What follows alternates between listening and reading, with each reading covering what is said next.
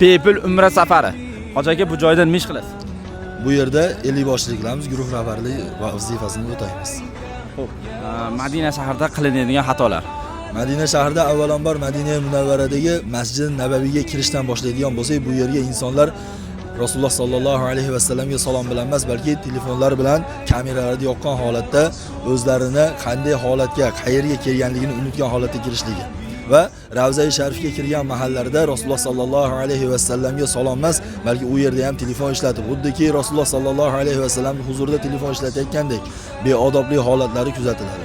Va ana shu Ravza-i Sharifdan chiqayotgan holatlarda oyoq kiyimlarini yerga qattiq tashlashlik bilan Rasululloh sallallohu alayhi va sallamga ozor berishlik bilan mana shu katta xatolarga yo'l qo'yishadi. Ravzaga kirilganda qaysi namoz o'qiladi? Ravzaga kirganda nafl namozlar o'qiladi. Agarki namozlarni farzlari qolib ketadigan bo'lsa, o'qishlik u ham afzal hisoblanadi. Madina va Makka shahriga kelmoqchi bo'lgan ziyoratchilarimiz uchun qanday tavsiyalar?